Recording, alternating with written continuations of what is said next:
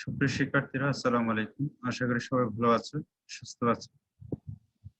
জাতীয় বিশ্ববিদ্যালয় কর্তৃক পরিচালিত অনার্স তৃতীয় বর্ষের politics and government in South Asia কোর্সের দ্বিতীয় ক্লাসে তোমাদেরকে স্বাগত জানাচ্ছি।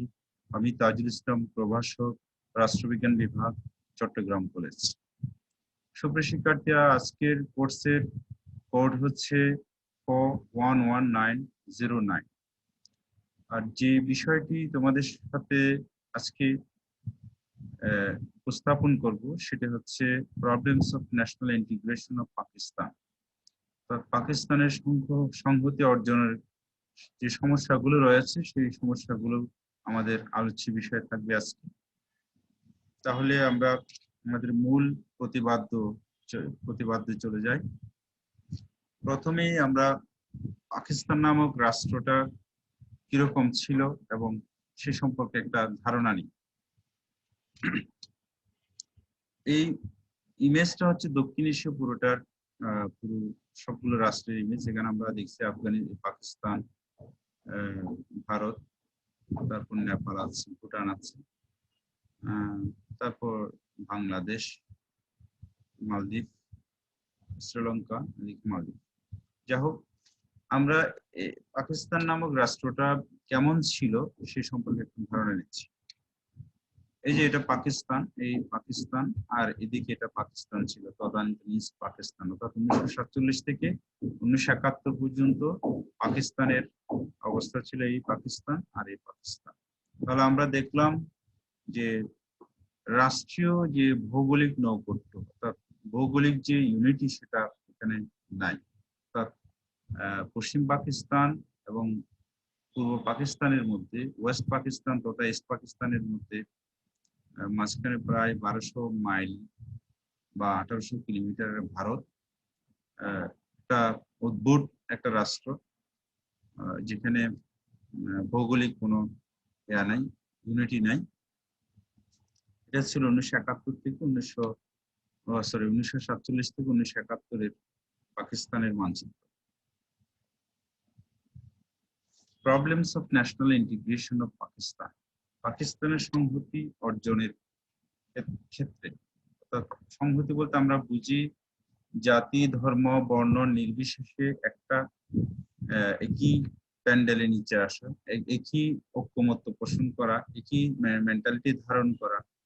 এই যে কনসেপ্টটা, এই কনসেপ্টটা অর্জনের ক্ষেত্রে যে সমস্যাগুলো পাকিস্তান ফেস করেছে এবং এখনো করছে সেগুলো সম্পর্কে আমরা আজকে আলোচনা করব। প্রথমেই এখানে আমরা ইমেজের মাধ্যমে আমি তোমাদের বোঝাতে চেয়েছি, অর্থাৎ বিভিন্ন ধর্ম, বর্ণ, গোত্র, গোষ্ঠীর মানুষের মধ্যে একটা ঐক্য প্রতিষ্ঠা করা, অর্থাৎ একই হাতের মাধ্যমে একটা বন্ধনে নিয়ে আসে। এই যে আমরা ইমেজে দেখছি অনেকগুলো হাত একটা বন্ধন তৈরি করেছে। আবার এদিকে যে ইমেজটা আমরা দেখছি এর মধ্যে তোমরা একটু খেয়াল করো, শান্তির প্রতীক পায়রা। তার মধ্যেই আমরা দেখছি বিভিন্ন ধর্মের যে লগোগুলো, ইসলাম ধর্মের, হিন্দু ধর্মাবলম্বী, খ্রিস্টান ধর্মের এবং অন্যান্য ধর্মের লগো আছে। তারপর এখানে আরো দেখছি যে বিভিন্ন ধর্মের মানুষের প্রতিচ্ছবি দেখছি, শিখদের, মুসলমানদের, হিন্দু ধর্মাবলম্বীদের। আবার এর মধ্যে আছে নারী পুরুষ, একেবারে আবাল বৃদ্ধ বনিতা।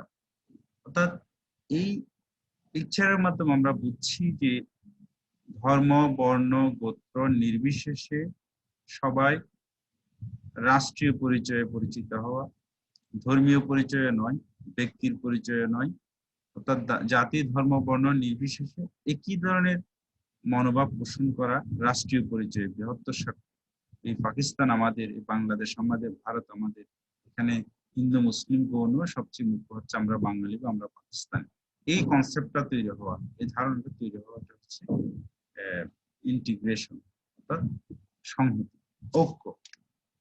তাহলে এই ঐক্য প্রতিষ্ঠার পথে যে সমস্ত সমস্যাগুলো দেখছি, যে সমস্ত বাধাগুলো আমরা দেখছি, সেগুলো নিয়ে আমরা আলোচনা করব। ইন্টিগ্রেশনটা কি এই বিষয়ে আমরা একটু প্রথমেই জেনে নিই যে integration means diverse collections within a domination that are privileged by law with similar rights, irrespective of their uh, financial, social, and educational background or religious association. আমি একটু আগে এই কথাগুলো অন্যভাবে বলেছি। এখানে বলা হয়েছে অর্থনৈতিক, সামাজিক এবং শিক্ষাগত দৃষ্টিকোণ অথবা ধর্মীয় দৃষ্টিকোণ থেকে বিচার না করে সবাই একটা একই ধরনের মেন্টালিটি পোষণ করা রাষ্ট্রীয় স্বার্থে। Integration is the process under which all state institutions are struggling to provide uniform and equal attention to residents of state irrespective of their race, creed, and origin. এই কথাগুলো আমি অলরেডি বলে ফেলেছি। Integration is therefore a continuously evolving process aimed at revealing revigorating national rejuvenations and pride by establishing norms and commitment to pattern of political behavior. National integrations is the determinations of people aimed at living together, sharing tradition, idea, culture, history, religion, language, and customs, etc. এই কথাগুলো already আমরা একটু আগেই বলেছি। তারপর আমি আবার বলছি এখানে ধর্ম, ঐতিহ্য, সংস্কৃতি, ভাষা সমস্ত দিক থেকে, সমস্ত দৃষ্টিকোণ থেকে একটা জায়গায় বিচার করা, একটা জায়গায় চিন্তা করা, যে হোমোজেনিয়াস মেন্টালিটি চিন্তা করাটা হচ্ছে integration. National integration can therefore be summarized as a sea containing rivers of diverse culture and backgrounds blended together for a supreme cause of national harmony, unity, and pride.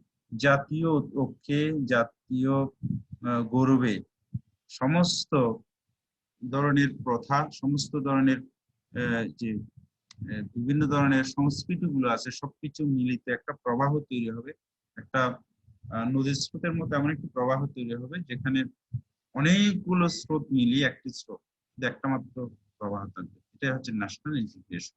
অর্থাৎ জাতি, ধর্ম, বর্ণ, তারপর অর্থনৈতিক অবস্থা, সামাজিক অবস্থা, সাংস্কৃতিক অবস্থা, সমস্ত কিছু বিচার করে একটা মাত্র প্রবাহ থাকবে, সেটা হচ্ছে ন্যাশনাল ইন্টিগ্রেশন। অর্থাৎ মানুষের সমস্ত মত, ভেদ, তারপর অর্থ পরিচয়, সামাজিক পরিচয়, সমস্ত কিছুর ঊর্ধ্বে রাষ্ট্রকে বিচার করা যে প্রবণতা, রাষ্ট্রীয়ভাবে রাষ্ট্রীয় দৃষ্টিকোণ থেকে সবকিছু বিচার করার যে মেন্টালিটি, যে ফিলিংস, সেটা হচ্ছে national integration. Over developed state structure. National ইন্টিগ্রেশনের পথে যে সমস্ত সমস্যাগুলো আমরা দেখছি সেগুলো হচ্ছে ওভার ডেভেলপড স্টেট স্ট্রাকচার। এখানে কলোনিয়াল যে ইম্প্যাক্টটা, সেই ইম্প্যাক্টটা একটা প্রভাব রয়ে গেছে। একটা কমনওয়েলথ যে ইনফ্লুয়েন্স, সেই ইনফ্লুয়েন্সটা আমরা দেখছি। এখানে ইমেজে তোমরা দেখবে যে শিক্ষার্থীরা, যে ইমেজটাতে আমরা দেখছি এই ব্রিটিশ ভদ্রলোক, ব্রিটিশ জাতি, উনি তার হাতগুলো দিয়ে, সাপের নিয়ে হাতগুলো দিয়ে জ্যামাইকা, কানাডা, ইন্ডিয়া, ইজিপ্ট, মাল্টা, নিউজিল্যান্ড, জিব্রাল্টার, কেপ কলোনি, এই সমস্ত পৃথিবীতে প্রায় 50টি বেশি রাষ্ট্রীয় কলোনি স্থাপন করেছে, উপনিবেশ স্থাপন করেছে। ঔপনিবেশিক যে লেগেসি, তাদের রেখে যাওয়া যে সমস্ত প্রথা, তাদের রেখে যাওয়া যে সমস্ত সংস্কৃতি, তাদের যে রেখে যাওয়া যে অ্যাডমিনিস্ট্রেশন, তাদের রেখে যাওয়া যে পুলিশ বাহিনী, তাদের রেখে যাওয়া যে নর্মস, সেই নর্মস গুলোর কারণেই আমাদের এই রাষ্ট্রগুলো, তৃতীয় বিশ্বের রাষ্ট্রগুলো বা দক্ষিণ এশিয়ার রাষ্ট্রগুলোর ন্যাশনাল ইন্টিগ্রেশনের পথে একটা বড় অন্তরায়। তোমরা জানো যে এই উপমহাদেশে তারা দীর্ঘদিনের শাসন শোষণ প্রতিষ্ঠা করার জন্য, দীর্ঘায়িত করার জন্য তারা ডিভাইড এন্ড রুল করেছিল, ভাগ করে শাসন করার নীতি। হিন্দু মুসলমান পরস্পরের বিরুদ্ধে বিভিন্ন ধরনের উস্কে দিয়ে, বিভিন্ন ধরনের প্রভোকেশন তৈরি করে তারা এই তাদের স্বার্থকে, হিন্দু মুসলমান পরস্পরের মধ্যে দাঙ্গা হাঙ্গামা করেছে আর মাঝখানে ফায়দা নিয়েছে, তাদের শোষণকে দীর্ঘায়িত করেছে ব্রিটিশরা। এই কালচার, এই সংস্কৃতি এই উপমহাদেশে রয়েছে, যার কারণে ইন্টিগ্রেশনের পথে একটা বড় অন্তরায়। আমরা উদাহরণ হিসেবে বলতে পারি 1971 সালে 1947 সালে আমরা পাকিস্তান এবং ভারত দুটি রাষ্ট্র পেয়েছিলাম দ্বিজাতি তত্ত্বের ভিত্তিতে। পাকিস্তান রাষ্ট্রটা অদ্ভুত প্রকৃতির হয়েছিল। পশ্চিম পাকিস্তান এবং পূর্ব পাকিস্তান, মাঝখানে 1800 কিলোমিটারের ভারত। তো ধর্মীয় কনসেপ্টে আমরা এক জায়গায় আসলেও, এক হলেও, পাকিস্তান রাষ্ট্র প্রতিষ্ঠা করলেও পাকিস্তান রাষ্ট্রে, তদানীন্তন পাকিস্তান রাষ্ট্র 1947 সালে প্রতিষ্ঠিত পাকিস্তান রাষ্ট্রে পূর্ব এবং পশ্চিম পাকিস্তানের মধ্যে ধর্মীয় বিষয় ছাড়া আরো অনেকগুলো বিষয় ছিল, যেগুলো অনেকগুলো বিষয়ের অমিল ছিল, যার কারণে 1947 পরবর্তী সময়ে আস্তে আস্তে ক্রমান্বয়ে আমরা পশ্চিম পাকিস্তানের যে উপনিবেশিক শোষণ, আবার সে উপনিবেশিক শোষণ থেকে মুক্তির জন্য আমরা আন্দোলন সংগ্রাম করেছি, এবং ফলশ্রুতিতে 1971 সালে আমরা একটি নতুন রাষ্ট্র পেয়েছি, বাংলাদেশ। এর মধ্যে অনেক লম্বা ইতিহাস আছে। 52 ভাষা আন্দোলন, 54 নির্বাচন, 56 সংবিধান, 62 শিক্ষা আন্দোলন, 66 6 দফা, 70 গণতন্ত্র, 77 নির্বাচন, সমস্ত স্তরগুলো পেরিয়ে আমরা 1971 সালে মহান মুক্তিযুদ্ধের মাধ্যমেই স্বাধীনতা অর্জন করেছি। কথাগুলো বলার উদ্দেশ্য এই যে পাকিস্তান নামক রাষ্ট্রে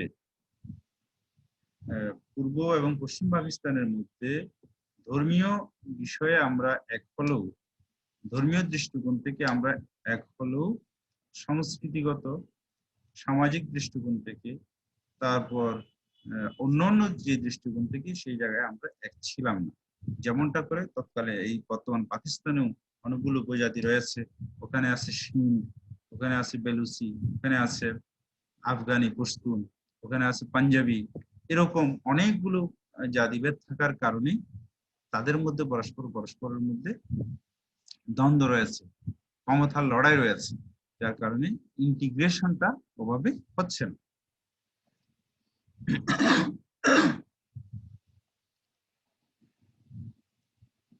তারপর যে বিষয়টা আমাদের সামনে আসছে সেটা হচ্ছে মিলিটারি কু, অর্থাৎ সামরিক অভ্যুত্থান। পাকিস্তানের ইন্টিগ্রেশনের পথে একটা বড় অন্তরায় হচ্ছে সেনাবাহিনী। সেনাবাহিনী কার্যত ডিফেক্টো, মূলত সেনাবাহিনী রাষ্ট্রীয় ক্ষমতা সবসময় আশেপাশেই থাকে, তারাই নেপথ্যে রাষ্ট্রকে নেতৃত্ব দেয়, রাজনীতিকে নেতৃত্ব দেয়। রাজনীতিবিদটা অনেকটা টুটু জগন্নাথের মতো। পাকিস্তানের রাজনীতিবিদরা মূল ক্ষমতার মালিক নয়, মূল ক্ষমতার মালিক হচ্ছে সেনাবাহিনী, যার কারণে সেনাবাহিনী তাদের স্বার্থকে গুরুত্ব দেয়। তারপর একটা গোষ্ঠীকে সবসময় তারা প্রিভিলেজ করে, একটা গোষ্ঠীকে প্যাট্রোনাইজ করে। পাঞ্জাবি যারা বংশোদ্ভূত তাদেরকে বিভিন্ন ভাবে চাকরি বাকরির ক্ষেত্রে তারাই সুযোগ সুবিধা পায়, অন্যরা রেস্ট অব দি পাকিস্তানে বঞ্চিত হয়।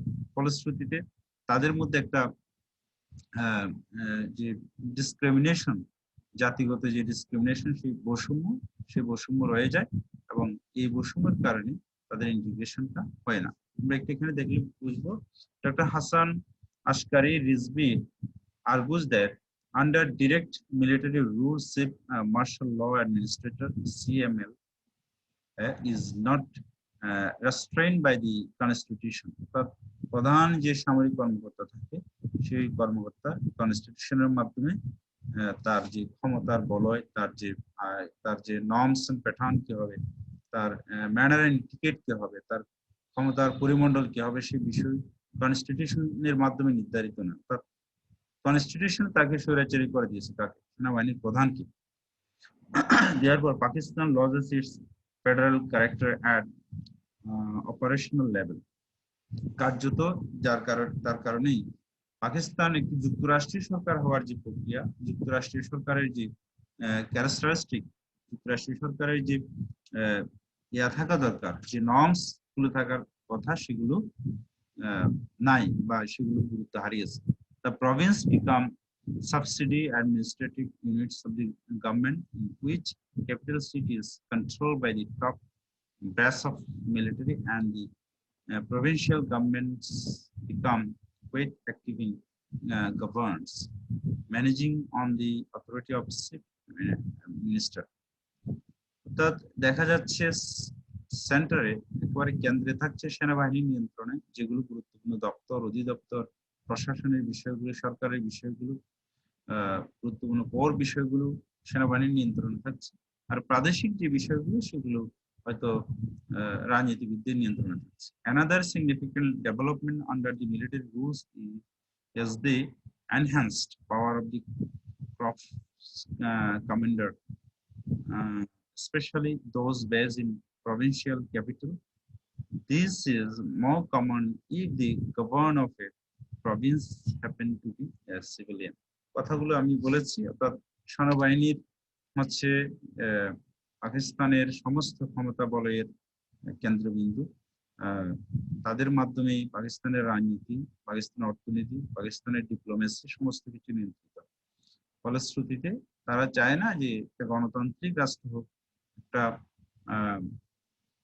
একটা লেভেল ফিল্ড লেভেলে একটা সাম্য প্রতিষ্ঠা হোক, যার কারণে পাকিস্তানের যে ইন্টিগ্রেশনের যে সমস্যা, সংহতির যে সমস্যা, সেটা রয়ে যাচ্ছে। এরপরে যেটা দেখছি অ্যাবসেন্স অফ প্রভিন্সিয়াল অটোনমি, অর্থাৎ প্রাদেশিক স্বায়ত্তশাসনের বিষয়টা এখানে সবসময় গুণ, এটা সবসময় অনুপস্থিত। স্বায়ত্তশাসন মানে হচ্ছে নিজেই নিজেকে শাসন করা। নিজেকে শাসন করা মানে যে সমস্ত সম্প্রদায় বা যে সমস্ত জাতিসত্তা, তাদের সংস্কৃতি, তাদের সমাজনীতি, তাদের ধর্মবিশ্বাস, তাদের প্রথা একরকম, তারা তাদেরকে শাসন করে, আবার অন্যরা অন্যদেরকে শাসন করবে। যেমন এই এর মাধ্যমে ইমেজে আমরা দেখছি এখানে পাকিস্তানে কয়টি প্রদেশ আছে: সিন্ধ, বেলুচিস্তান, পাঞ্জাব, কাশ্মীর এবং খাইবার পাখতুন যে প্রদেশটা, পাহাড়ি অঞ্চলের যে প্রদেশ, এই প্রদেশ। এই তাহলে টোটাল 5টি প্রদেশ দেখছি। এই 5টি প্রদেশ হচ্ছে 5 ধরনের সংস্কৃতির বিশ্বাস করে, 5টি প্রদেশের মানুষ 5 ধরনের জাতিসত্তা। এবং এই কাশ্মীরি জনগণ কার্যত, যেটা পাকিস্তান অকুপাইড কাশ্মীর বলা হয়, পাকিস্তান দখলকৃত কাশ্মীর বা আজাদ কাশ্মীর, এই কাশ্মীরের জনগণ 1947 পরবর্তীতে এখনো পর্যন্ত কার্যত তারা স্বায়ত্তশাসন পায়নি, সেন্ট্রাল গভর্নমেন্ট তাদেরকে শাসন করে যাচ্ছে। আবার এদিকে যদি ধরি বেলুচিস্তান, ইরানের পাশে যে প্রদেশটা, এই প্রদেশে জনগণ মূলত তারা তাদের শাসন পায়নি, সত্যিকার অর্থে শাসন তারা তাদেরকে শাসন করতে পারেনি। স্বায়ত্তশাসনের যে বিষয়টা সেটা এখানে গৌণ, তাও কেন্দ্রীয় সরকার এখানে শাসন করে যাচ্ছে। সিন্ধে কি অবস্থা? অর্থাৎ মোদ্দা কথায় দাঁড়ায় পাকিস্তানের প্রাদেশিক যে সরকারগুলো আছে সেই সরকারগুলো স্বায়ত্তশাসনের প্রশ্নে একেবারেই গৌণ, অর্থাৎ তাদের ক্ষমতার যে বলয় সেটা একেবারেই গৌণ। মূল ক্ষমতা চর্চা করে কেন্দ্র বলতে সেনাবাহিনী নেতৃত্বে যে সরকার থাকে বা সেনাবাহিনীর দ্বারা পরিচালিত যে গভর্নমেন্ট আছে, তারাই বেসিক্যালি কাশ্মীরের বিভিন্ন প্রদেশগুলো শাসন করে যাচ্ছে। ফলশ্রুতিতে এই প্রদেশের মধ্যে সমস্ত পাকিস্তানের মধ্যে একটা ঐক্য প্রতিষ্ঠা হওয়া, একটা সংহতি প্রতিষ্ঠা হওয়া, সবকিছুর ঊর্ধ্বে আমরা পাকিস্তানি জনগণ, এই ধারণাটা প্রতিষ্ঠা হওয়ার ক্ষেত্রে একটা বড় অন্তরায় হিসেবে কাজ করে অ্যাবসেন্স অফ প্রভিন্সিয়াল অটোনমি, অর্থাৎ স্বায়ত্তশাসনের অভাব। তারপরে যে বিষয়টা আমাদের সামনে আসছে সেটা হচ্ছে হাইলি সেন্ট্রালাইজড মিউনিসিপাল অথরিটি। আর্থিক যে বিষয়গুলো, সে বাজেট এবং অন্যান্য যে আর্থিক বিষয়গুলো আছে সেগুলো একটা হাইলি সেন্ট্রালাইজড মিউনিসিপাল অথরিটি, এমন একটি অথরিটি থেকে পরিচালিত হয়, বন্টিত হয়, যেটা একেবারে সো সেন্ট্রালাইজড, অতিমাত্রায় কেন্দ্রীভূত হয়। তাহলে আমরা একটু দেখলে বুঝতে পারবো municipal authority is mostly in hand of central government. কেন্দ্রীয় সরকারের মাধ্যমে অর্থনৈতিক বিষয়গুলো দেখভাল করা হয়, and this factor generate high degree of the imbalance between the federation and the province. এটার কারণে যুক্তরাষ্ট্র সরকারের যে কেন্দ্র এবং প্রদেশের মধ্যে একটা ইমব্যালেন্স তৈরি হচ্ছে, অসমতা তৈরি হচ্ছে। কেন্দ্র হয়তো বেশি দিচ্ছে, প্রদেশ পাচ্ছে কম। This vertical physical imbalance is so pronounced that is ordered to perform their duties and function. The province depend upon the transfer of resource from federal government or foreign assistance. অনেক সময় প্রাদেশিক সরকারগুলোকে নির্ভর করতে হচ্ছে কেন্দ্রীয় সরকারের কাছে, অথবা কেন্দ্রীয় সরকার কি দিচ্ছে সেটার দিকে তাকিয়ে থাকতে হচ্ছে, অথবা কোনো বৈদেশিক সাহায্যের আসছে কিনা সেটার উপর নির্ভর করতে হচ্ছে। For example, Pakistan's province are dependent upon central government for the distributions of fund. The extent of dependence varies between 70% and 90%. এখানে যে ইয়াটা বন্টনের ক্ষেত্রে যে বৈষম্য রয়েছে, সেই বৈষম্যটা এমন যে কেন্দ্রীয় সরকার এবং প্রদেশের মধ্যে অনেক ক্ষেত্রে সেটা 70% থেকে 90% পর্যন্ত, অর্থাৎ কেন্দ্রীয় সরকার প্রাদেশিক সরকারের চেয়ে 70 থেকে 90% পর্যন্ত বেশি পাচ্ছে। Balochistan and Khyber Pakhtunkhwa are highly dependent. Balochistan এবং এই আরেকটি খাইবার পাখতুনখোয়া প্রদেশ, তারা অতিমাত্রায় নির্ভরশীল কেন্দ্রের উপর। From the very beginning of the NFC award, the province have shown reservations of distributions of resources from the national exchequer. Another example of this physical imbalance is that sale tax, which was provincial subject in Government of India Act 1935, remained a federal subject in all constitutions. 1935 সালে ভারত শাসন আইন অনুযায়ী যে প্রথা আছে, সেই অনুযায়ী পাকিস্তানের কেন্দ্রীয় সরকার বিষয়গুলো দেখভাল করে প্রদেশের ক্ষেত্রে। এরপরে যে বিষয়টা আমাদের সামনে আসছে সেটা হচ্ছে diverse structure of the federation. যুক্তরাষ্ট্রীয় সরকারের যে কনসেপ্ট, কেন্দ্র এবং প্রদেশের মধ্যে ক্ষমতার ভাগাভাগির ভিত্তিতে রাষ্ট্র পরিচালনা করা, সেই বিষয়টা পাকিস্তানে একেবারে ভিন্ন প্রকৃতির। এখানে আমরা দেখছি ইমেজের মধ্যে দেখা যাচ্ছে বেলুচিস্তান, পাঞ্জাব, তারপর জম্মু কাশ্মীর এবং খাইবার পাখতুন, এই প্রদেশগুলোতে যে জিওগ্রাফিক্যাল প্রক্সিমিটি যে থাকা দরকার, ভৌগোলিক নৈকট্য থাকা দরকার, সেগুলো নেই। যেমন পাঞ্জাবের যে কালচার, এই সংস্কৃতির সাথে আবার বেলুচিস্তানের যে সংস্কৃতি সেটা একেবারেই মিল নেই, যদিও ধর্মীয় দিক থেকে তাদের কিছুটা মিল আছে। আবার খাইবার পাখতুন প্রদেশের সাথে সিন্ধের এটা কিছুটা ইন্ডিয়া ঘেঁষা সংস্কৃতি, অনেকটা গুজরাটি সংস্কৃতি। এই দুটি রাষ্ট্রের, এই দুটি প্রদেশের সংস্কৃতিগত কোনো মিল নেই, যার কারণে তাদের যে ন্যাশনাল ইন্টিগ্রেশন, অর্থাৎ জাতীয় যে সংহতি, সেটা হচ্ছে না, বা এটা জাতীয় সংহতি অর্জনের পথে একটি বড় অন্তরায়। এরপরে যেটা আসছে সেটা হচ্ছে র ওভার ডিস্ট্রিবিউশন অফ রিসোর্স। পাকিস্তানের যে রিসোর্স গুলো আছে, সেই রিসোর্স গুলো সঠিকভাবে ডিস্ট্রিবিউশন হচ্ছে না। এখানে আমরা দেখছি যে problems become more complicated under the military rules, as it further causes interprovincial mistrust. আমরা সেনাবাহিনী নিয়ন্ত্রিত সরকারি যে ইয়াগুলো আছে, সিস্টেম গুলো আছে, এর মধ্যে যেটা প্রতিভাত হচ্ছে আন্তঃপ্রাদেশিক যে ডিস্ট্রিবিউশন, যে বন্টন গুলো আছে, সেগুলো যথাযথভাবে হচ্ছে না। আনপ্ল্যান্ড মিগ্রেশন।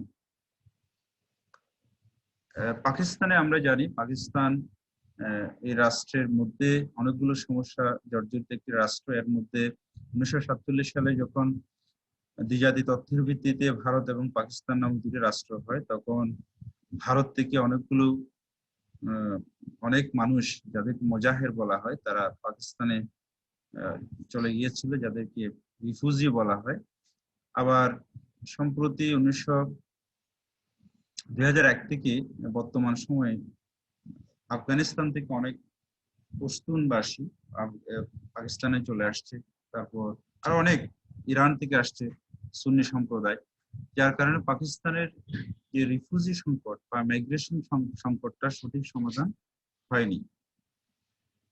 এই সঠিক সমাধান না হওয়ার কারণে আবার আজাদ কাশ্মীরে দেখা যাচ্ছে ভারত অকুপাইড যে কাশ্মীর, জম্মু এবং কাশ্মীর, ওখান থেকে অনেক লোক আজাদ কাশ্মীরে, পাকিস্তান অকুপাইড কাশ্মীরে চলে যাচ্ছে। ফলশ্রুতিতে একটা মিশ্র নাগরিক পরিচয় বা মিশ্র একটা রাষ্ট্রীয় বলয় তৈরি হচ্ছে। বিভিন্ন সংস্কৃতি, বিভিন্ন দেশ থেকে মানুষের আসা মানুষের সংস্কৃতি ন্যাশনাল ইন্টিগ্রেশনের পথে একটি বড় অন্তরায় হিসেবে দেখা যাচ্ছে।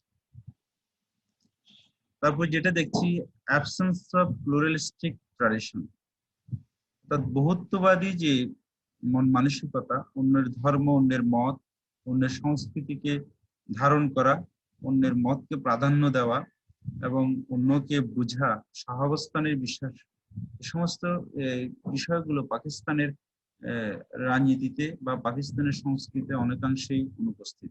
আমরা একটা ইমেজের মধ্যে দেখছি এখানে অনেকগুলো হাত, যেখানে আছে হিন্দু ধর্মের প্রতীক, সনাতন ধর্মাবলম্বীর প্রতীক, তারপর খ্রিস্টান ধর্মের ক্রুশচিহ্ন, তারপর ইসলাম ধর্মের চাঁদতারা এবং অন্যান্য অনেকগুলো ধর্মের প্রতীক এখানে আছে। তো সবগুলো প্রতীক, ধর্মীয় প্রতীক একসাথে আছে, অর্থাৎ সহাবস্থানে আছে। কিন্তু পাকিস্তানে প্রতিষ্ঠা লগ্ন থেকে আমরা যেটা দেখেছি যে পাকিস্তান, পাঞ্জাব নিয়ন্ত্রিত সরকার ব্যবস্থা বা পাঞ্জাবি নিয়ন্ত্রিত সেনাবাহিনী অন্যান্য যে প্রদেশগুলো আছে, যেমন তদানীন্তন পাকিস্তানে বাংলাদেশ অর্থাৎ ইস্ট পাকিস্তান এবং বেলুচিস্তান বা খাইবার পাখতুন প্রদেশ বা আজাদ কাশ্মীর, ওই সমস্ত প্রদেশে যারা বাসিন্দা তাদেরকে সহজভাবে নিতে পারতো না এবং সনাতন ধর্মাবলম্বীদেরকে দ্বিতীয় শ্রেণীর নাগরিক হিসেবে তারা একটা আইনও করেছিল।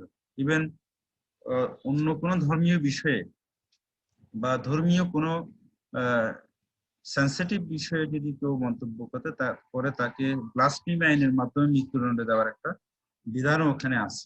এই সমস্ত বিষয়ের কারণে যে বহুত্ববাদী যে সংস্কৃতি বা বহুত্ববাদী যে ঐতিহ্য, সেটা পাকিস্তানের মধ্যে নেই, যার কারণে বিভিন্ন জাত, বিভিন্ন ধর্মের মধ্যে, বিভিন্ন অঞ্চলের মানুষের মধ্যে পাকিস্তানের প্রশ্নে বৃহত্তর যে ঐক্য, সেটা প্রতিষ্ঠা হয়নি, অর্থাৎ যেটাকে আমরা ন্যাশনাল ইন্টিগ্রেশন বলছি, সেই ইন্টিগ্রেশনটা হচ্ছে না।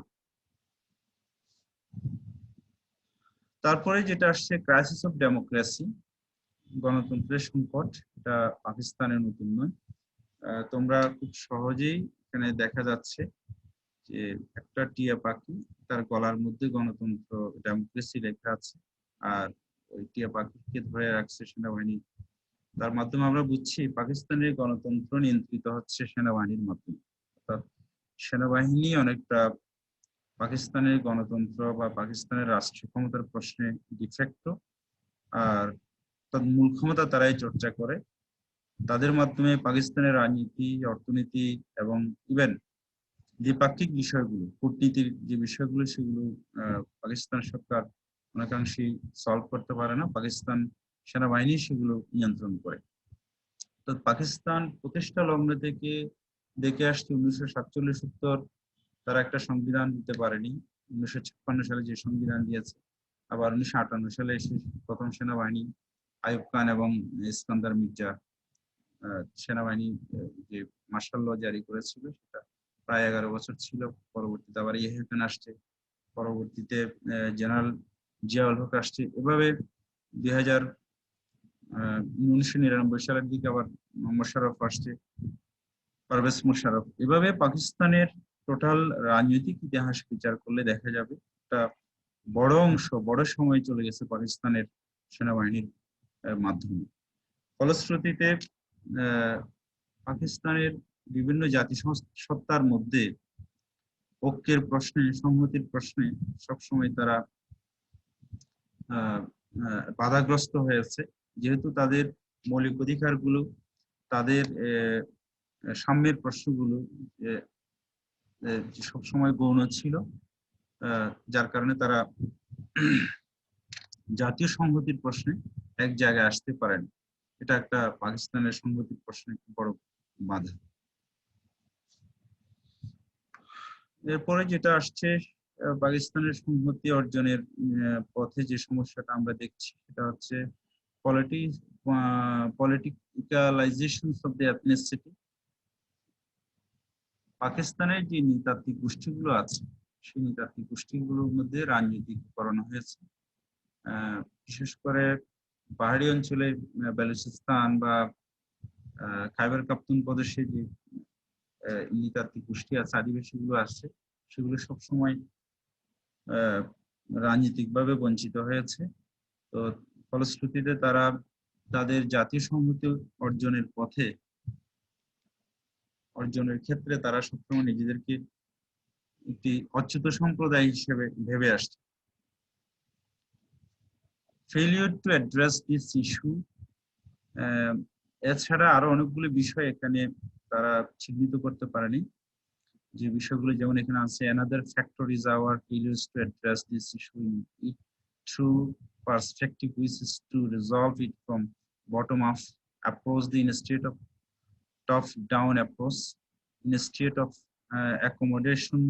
accommodating genuine demand of province or federating unit concerning lingual right, provincial autonomy, decentralization and development of indigenous culture। এই সমস্ত বিষয়গুলো এখানে আমরা দেখছি যে যুক্তরাষ্ট্রীয় সরকারের প্রশ্নে তারা ভাষাগত যে অধিকার সেটা অ্যাড্রেস করতে পারেনি। প্রাদেশিক স্বায়ত্তশাসনের বিষয়টা এখানে সবসময় গৌণ রয়েছে।